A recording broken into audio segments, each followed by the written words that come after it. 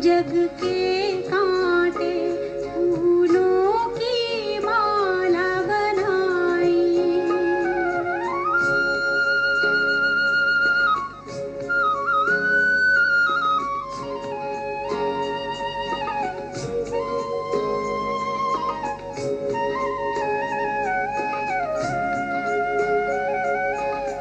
ज्ञान चंद्रमा तूने कर दी धरती पे रिमझिम सितारों की।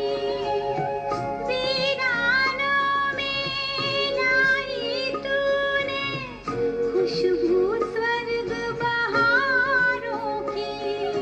पत्थर से बने हीरे मोती, पत्थर से बने हीरे मोती, तेरी श्रीमत पाई।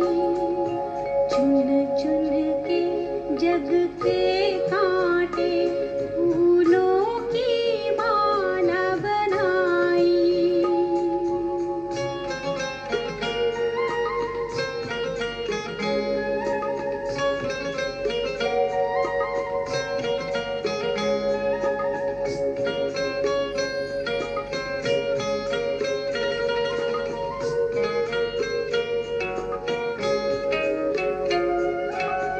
सूखे थे पौधे मुरझाई कलियां, रस तूने भर डाला।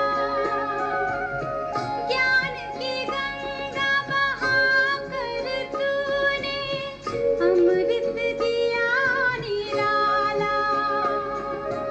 इन पौधों के हर एक फल ने, इन पौधों के हर एक फल ने तेरी याद दिलाई।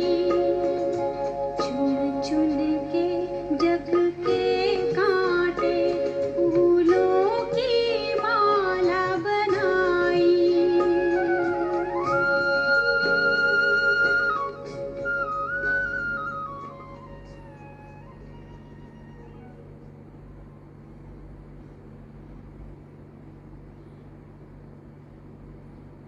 ओम शांति। आज 15 जुलाई 2021 के सतगुरुवार के बाप दादा के मधुर महावाक्य सुनेंगे। बाबा वृक्षपति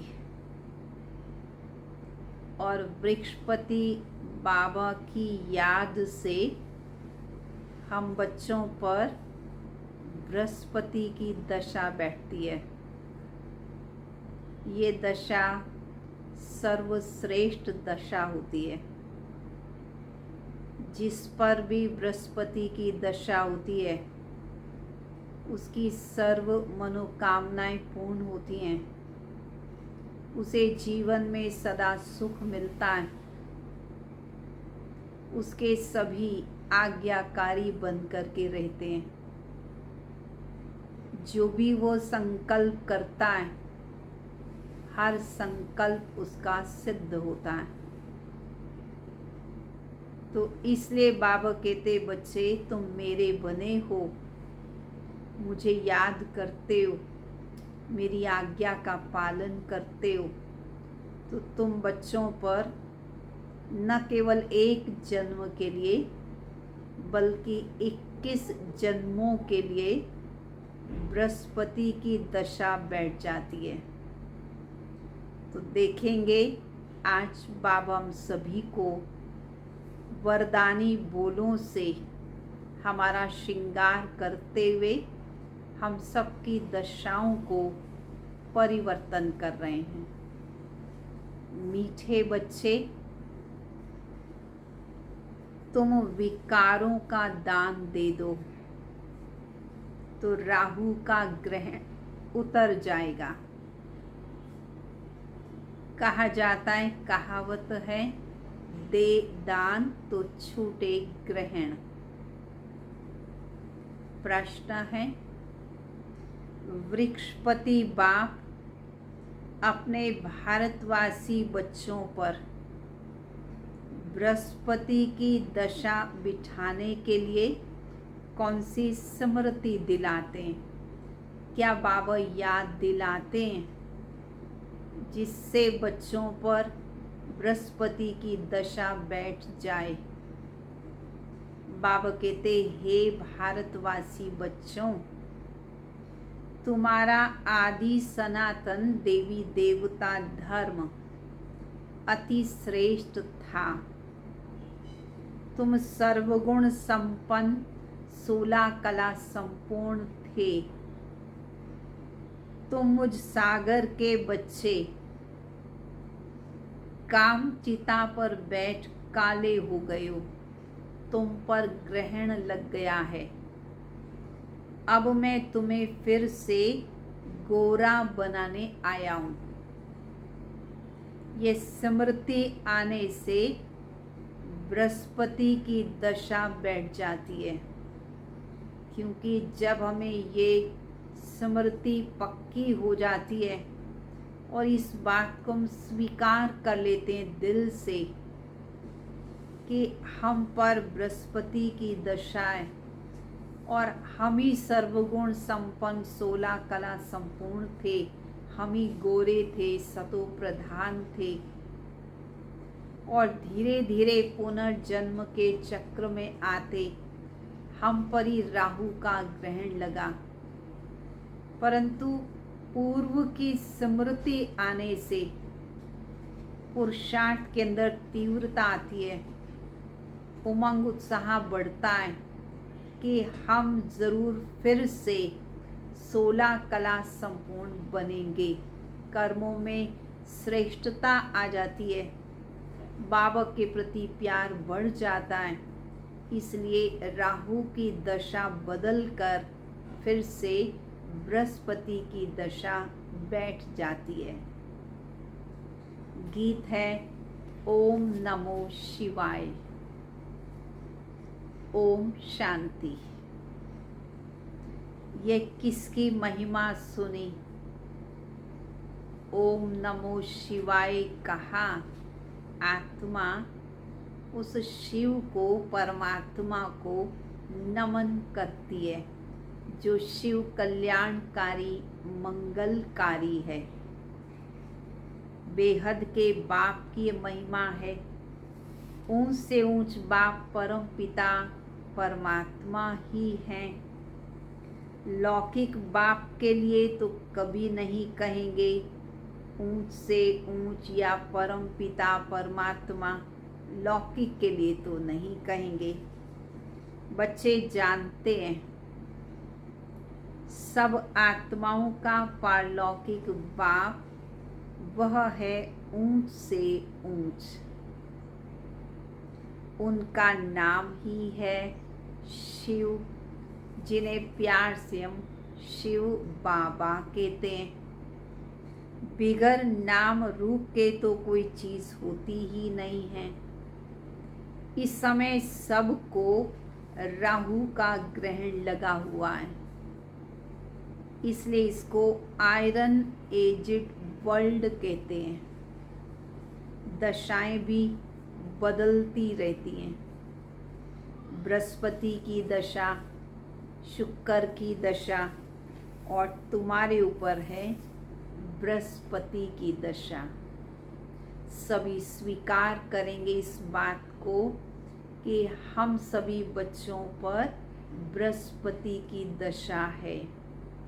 तो कभी भी प्रश्न नहीं कर सकते कि मेरे साथ ऐसा क्यों हो रहा है।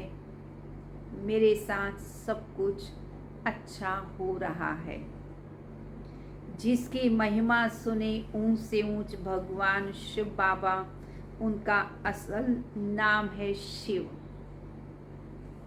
बाकी किस्म किस्म के अनेक नाम रख दिए हैं, भले कोई अमरनाथ, कोई केदारनाथ, कोई बबुलनाथ, बहुत सारे नाम रख देते हैं, पर एक नाम, असली नाम वह है सदाशिव, शिव बाबा।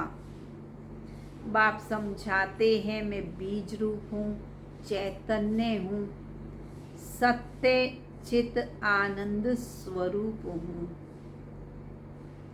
फिर कहते हैं वह सुख का सागर, आनंद का सागर, शांति का सागर है। महिमा सारी उस एक की ही है। भारतवासी महिमा गाते हैं परंतु समझते कुछ नहीं हैं। एकदम पत्थर बुद्धि हो गए हैं। पत्थर बुद्धि किसने बना दिया? जरूर कहेंगे रावण ने, अर्थात विकारों ने। सतयुग में भारतवासी पारस बुद्धि थे। आज से 5000 वर्ष पहले ये भारत पारसपुरी था, जिसमें देवी देवता रहते थे। भारत ही अविनाशी खंड गाया हुआ है। भारत में ही पारस बुद्धि देवता थे और इस समय पत्थर बुद्धि पतित मनुष्य हैं। पतित कैसे बनते ये भी बाबा ने समझा दिया है। वही आत्माएं पावन देवी देवता थी, वही पुनर्जन्म के चक्र में आते कमजोर बनी, विकारों के अधीन हुई और विकारी बन गई। तो बाबा ने समझाया जब द्वापर युग हुआ तब से काम चिता पर बैठे और काले बन गए। काम विकार की अग्नि में सब भस्म हो गए। उसमें भी खास भारत की बात है। भारत में पारस बुद्धि देवताओं का राज्य था। उनको विष्णुपुरी राम राज्य भी कहा जाता था। ये बाप आकर बताते हैं। बाबा कहते मीठे मीठे लाडले बच्चों, क्या बता रहे हैं? कौन सा राज बता रहे हैं बाबा लाडले बच्चों को? बाबा कहते तुम जब सतयुग में थे तब तुम सर्वगुण संपन्न थे। ये तुम्हारी ही महिमा है। वहाँ विकार होते ही नहीं। द्वापर से रावण 5 विकारों का राज्य शुरू हुआ तो राम राज्य बदल कर रावण राज्य हो गया। अभी ग्रहण लगा हुआ है। बिल्कुल ही भारत काला हो गया है। बृहस्पति की दशा तो सबसे अच्छी दशा होती है। भारत पर बृहस्पति की दशा सतयुग में थी। फिर त्रेता में कौन सी दशा हो गई? तब शुक्र की दशा हो गई, क्योंकि 2 कला कम हो गए। उसको कहा जाता है सिल्वर एज। फिर द्वापर युग आया, फिर कलयुग आया। सीढ़ी उतरते आए और फिर कौन सी दशा आ गई? शनि की दशा हुई। और इस समय कलयुग के एंड में तो सब पर राहु की दशा बैठ गई है। जिस पर राहु की दशा बैठती है, भले वो कितनी भी मेहनत करें उन्हें सफलता नहीं मिलती। उनसे पुरुषार्थ होता ही नहीं है, कर ही नहीं पाते हैं।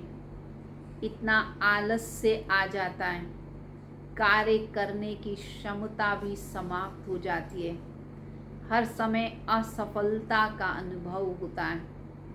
उन पर है राहु की दशा। सूर्य को भी ग्रहण लगता है तो कहते हैं दे दान तो छूटे ग्रहण।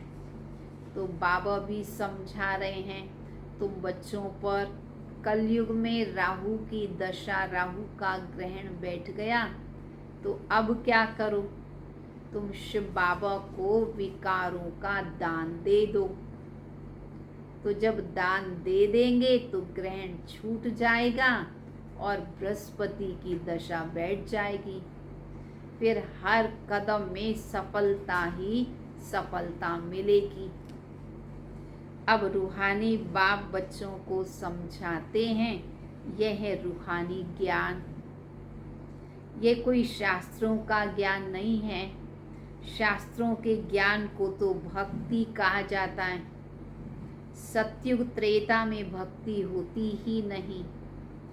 ज्ञान और भक्ति, फिर होता है वैराग्य, अर्थात इस पुरानी दुनिया को छोड़ना होता है। भारतवासी ही पारस बुद्धि थे, संपूर्ण निर्विकारी थे। आज से 5000 वर्ष पहले जब भारत स्वर्ग था, तब और कोई खंड नहीं था। ये सारी बातें बाबा बैठकर अपने बच्चों को समझाते हैं। ये राजयोग कौन सिखा रहा है? शिवाचार्य शिव बाबा सिखाते हैं। वह है ज्ञान का सागर। कोई मनुष्य को ज्ञान का सागर, सर्व का पतित पावन नहीं कह सकते हैं। सर्व का लिबरेटर तो एक ही बाप है। बाप खुद ही आते हैं दुख में रावण से लिबरेट करने। अभी बाबा आए हैं बच्चों को लिबरेट करके, फिर गाइड बन के रास्ता बताने, साथ ले जाने। उनको रूहानी पंडा भी कहते हैं। बाप कहते मैं तुम आत्माओं का पंडा हूँ, सबको वापिस ले जाऊंगा। मेरे जैसा गाइड तो कोई होता ही नहीं। कहते भी हैं God father is liberator, guide blissful. सबके ऊपर रहम करते हैं। कितना बाबा अपने बच्चों पर रहम करते हैं कि बच्चे जो कांटे समान बन गए थे, उनको अपनी गोद का बच्चा बनाकर उन्हें खुशबूदार फूल बना रहे हैं। क्योंकि सागर के बच्चे काम चिता पर बैठ जल मरे, उसमें भी खास भारत की ही बात है। बाबा कहते तुम 16 कला संपूर्ण निर्विकारी थे, अब काम चिता पर बैठ देखो क्या बन गए हो। बाबा रियलाइज करा रहे हैं, कहाँ तुम सर्वगुण संपन्न थे, कितने सुंदर थे, देवी देवता थे, अब तो आत्मा पतित काली बन गई है। अब बाप आए हैं। वृक्षपति बाप आकर मनुष्य मात्र पर बृहस्पति की दशा बिठाते हैं। खास भारत और आम सारे विश्व पर इस समय राहु का ग्रहण लगा हुआ है। बाप कहते हैं मैं ही आकर भारत की खास दुनिया की आम गति सदगति करता हूँ। तुम यहाँ आए ही हो, किस लिए आए हैं बाबा के पास? पारस बुद्धि बनने। मोस्ट बिलवेड बाप आया हुआ है, सब आशिकों का माशुक। एक ही प्यारा बाबा है। सब नेशंस में शिवलिंग जरूर बनाते हैं, क्योंकि सबका बाप है ना। शिव के मंदिर भारत में बहुत हैं, जिनको शिवालय कहते हैं। सतयुग में है देवी देवता धर्म के मनुष्य, परंतु वह धर्म कब था? वो देवी देवता धर्म था कब? उनका राज्य कब था? ये बाप बैठ समझाते हैं। बाबा कहते बच्चे फिर याद दिला रहे हैं, बार बार याद दिला रहे हैं, बच्चे तुम्हारे ऊपर अब बृहस्पति की दशा बैठ रही है 21 जन्मों के लिए। गर्व होना चाहिए। कि 21 जन्मों के लिए हम पर कोई ग्रहचारी नहीं बैठेगी। 21 जन्म हमें हानि नहीं होगी, परेशानी नहीं होगी, क्योंकि हम पर बृहस्पति की दशा है। आयु भी लंबी हो जाती है। तो बाप बैठ समझाते, तुम पुकारते आए हो, कहते आए हो तुम मात पिता, हम बालक तेरे, तुम्हारी कृपा से सुख घनेरे। अब बाप की महिमा करते हैं, ये भी कहते हैं कि सतयुग त्रेता युग में सुख घनेरे थे, जबकि बाप हेमनली गॉडफादर है, स्वर्ग का रचिता है, तो ज़रूर हम बच्चे भी स्वर्ग में होने चाहिए। हमारा पिता स्वर्ग का रचिता, तो ज़रूर हमें भी वही होना चाहिए।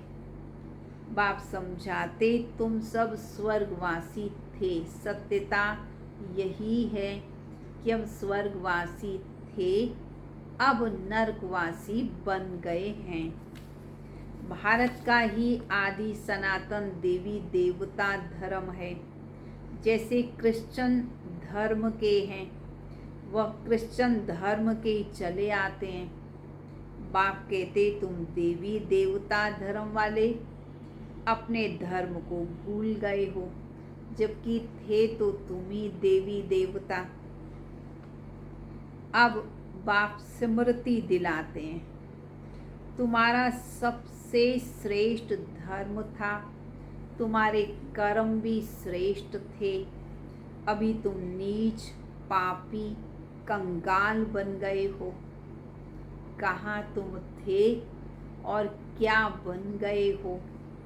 तुम तो हो ही देवी देवताओं के पुजारी, फिर अपने को हिंदू क्यों कहलाते हो? भारत का ये क्या हाल हो गया? जो देवता धर्म के हैं, वो विकारी बनने के कारण अपने को देवता कहला नहीं सकते। बाप कहते हैं, अभी इस पतित दुनिया का अंत है। भगवानुवाच, हम तुमको सतयुग के लिए राजयोग सिखाता हूँ। भगवान तो एक ही है और हम उनके बच्चे शालिग्राम हैं। बाप कहते, तुम जो पूज्य थे वही पुजारी भक्त बन गए हो। अब फिर ज्ञान लेते हो तो पूज्य देवता बन जाते हो। फिर द्वापर से पूज्य सो पुजारी बन जाएंगे।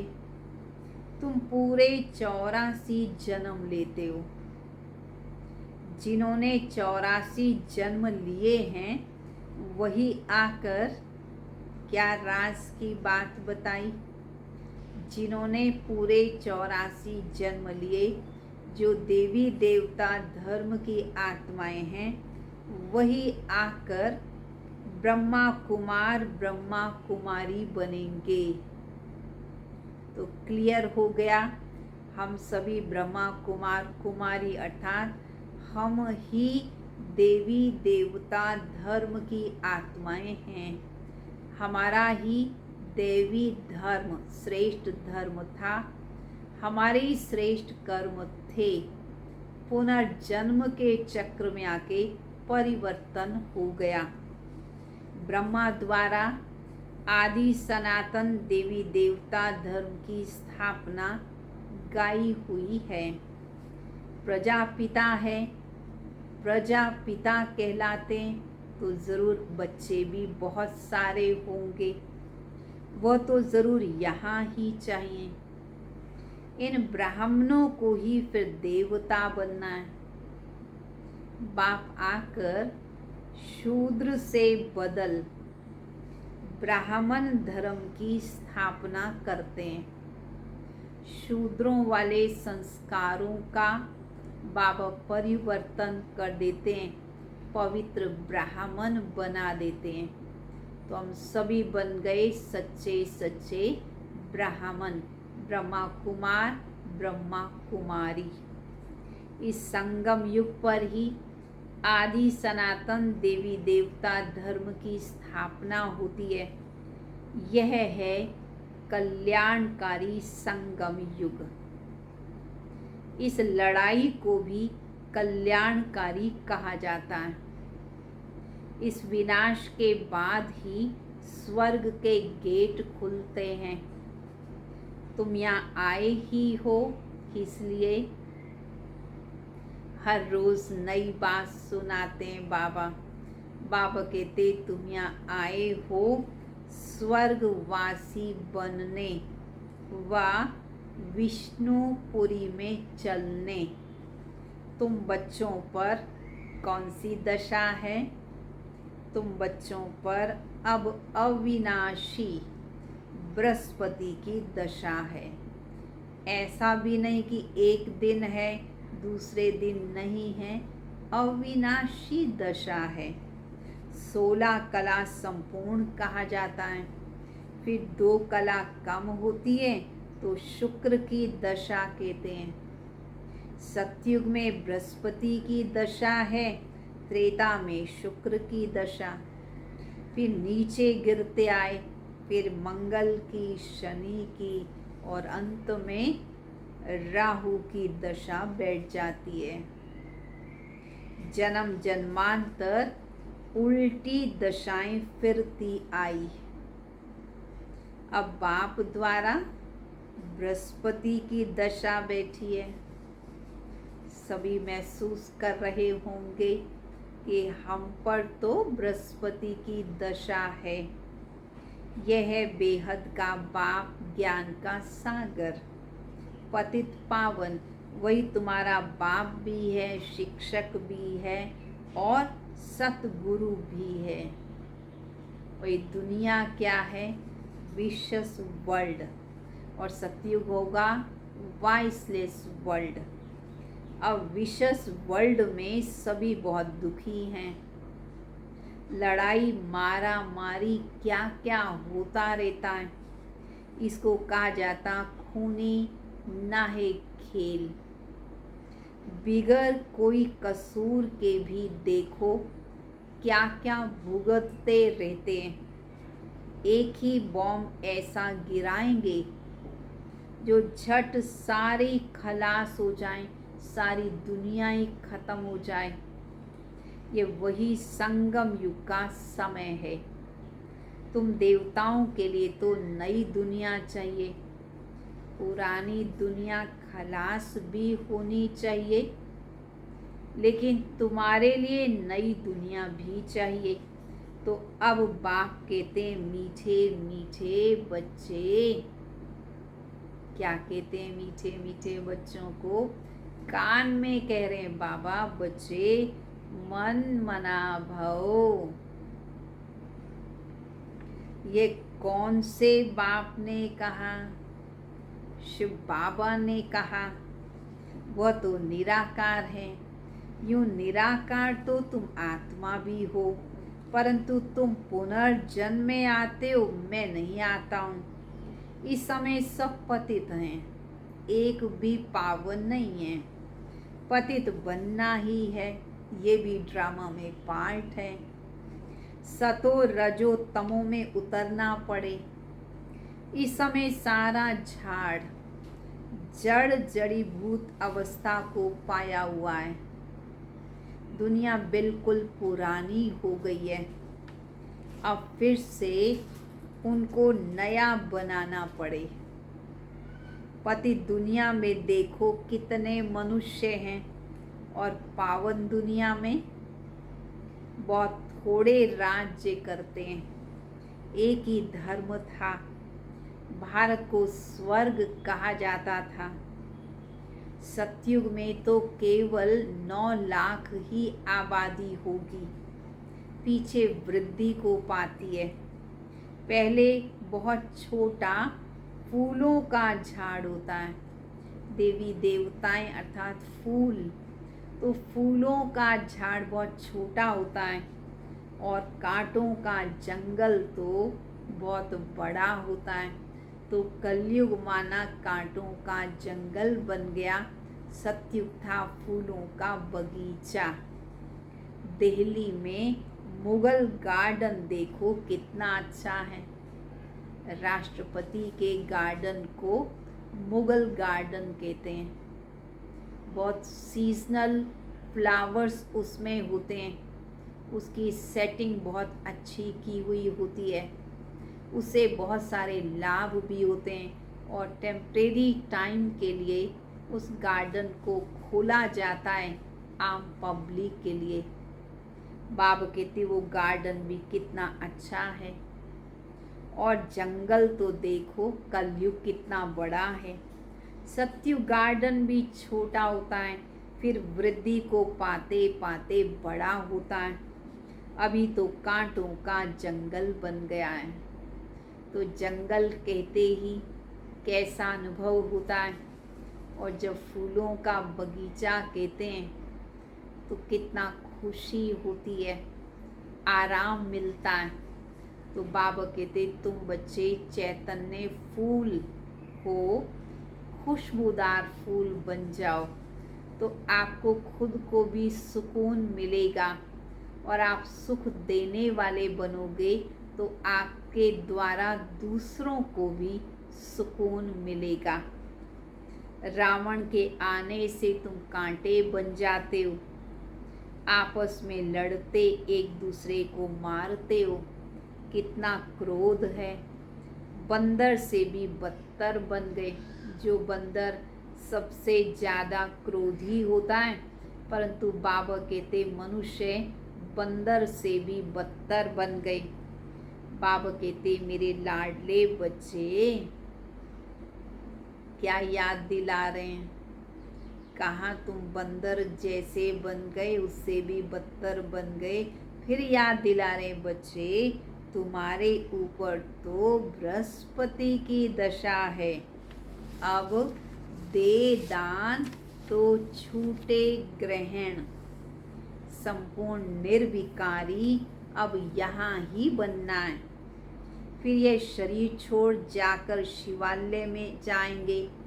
शिवालय में बहुत सुख होता है, देवी देवताओं का राज्य है। सतयुग को कहा जाता है शिवालय और कलयुग को कहा जाता है वैशाल्य। ये वैशाल्य रावण ने स्थापन किया। बाप कहते हैं बच्चे तुम्हें पति से पावन बनना है। कैसे बनोगे? क्या गंगा स्नान करने से बन जाओगे? नहीं, ये तो जन्म जन्मांतर करते ही आए हो, फिर भी पावन तो नहीं बने हो। करोड़ों मनुष्य जाकर स्नान करते हैं, जहाँ भी पानी देखते हैं वहाँ चले जाते हैं, क्योंकि समझते हम पतित हैं, परंतु ये नहीं समझते पानी थोड़ी हमें पावन बना सकता है। पतित पावन तो एक शिव बाबा है, उनकी याद से आत्मा पावन बन सकती है। अब पारसनाथ तुम्हारी पारस बुद्धि बना रहे हैं, तो ऐसे पारसनाथ बाप को कितना प्यार से याद करना चाहिए। जो बाबा पारस बुद्धि बना रहे हैं, स्वर्ग का मालिक बना रहे हैं, जो बुद्धि को दिव्य बना रहे हैं, जो बृहस्पति की दशाम पर बिठा रहे हैं, जो सतो प्रधान दुनिया में ले जा रहे हैं, ऐसे पारसनाथ बाबा को कितना प्यार से याद करना चाहिए।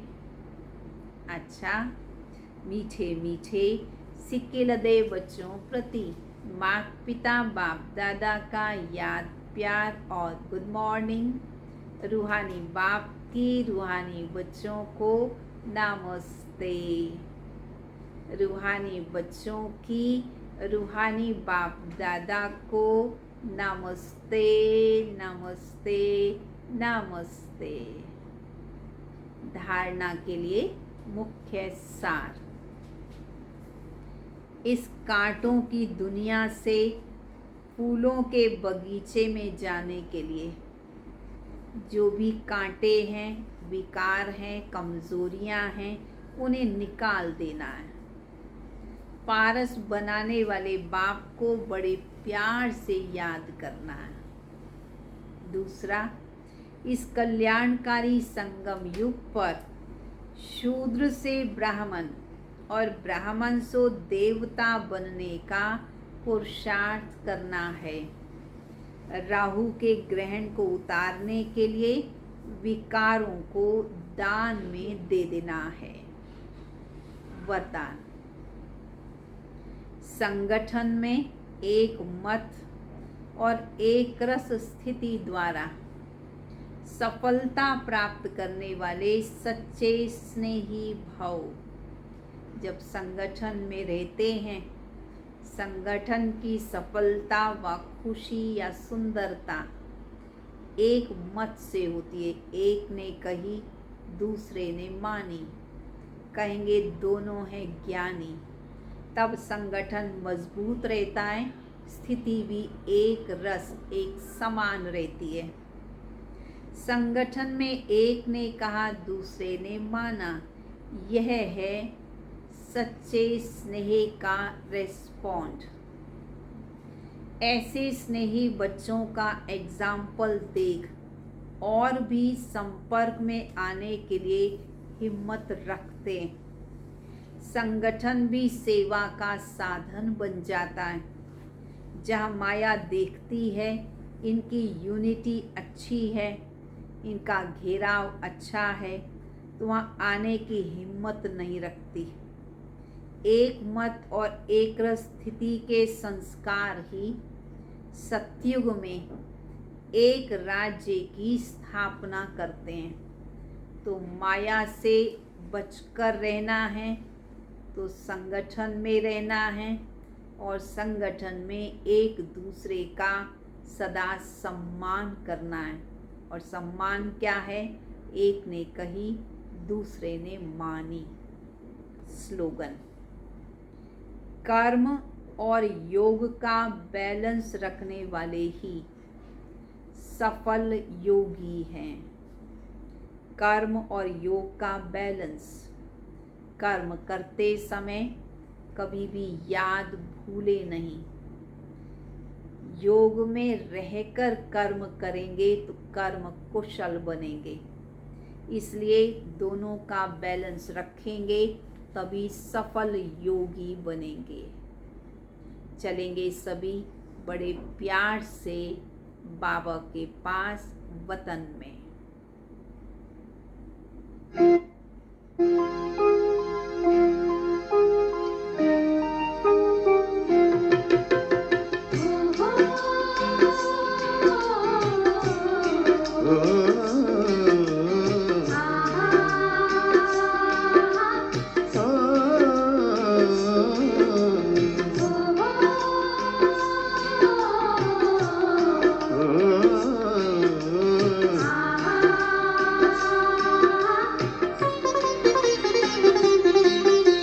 सब में हो सहयोग भावना, सब में हो सहयोग भावना, सबको सब दे प्यार। सब चाहे तो सबके लिए हो सुखमय ये संसार, सुखमय हो संसार। सब में हो सहयोग भावना, सबको सब दे प्यार। सब चाहे तो सबके लिए हो सुखमय ये संसार, सुखमय हो संसार।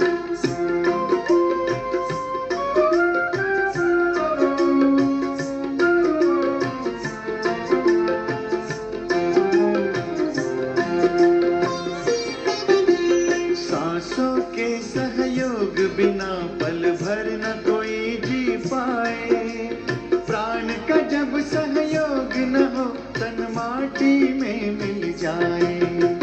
सांसों के सहयोग बिना पल भर न कोई जी पाए। प्राण का जब सहयोग न हो तन माटी में मिल जाए। आपस का सहकार प्यार ही जीवन का है सुखमय हो संसार।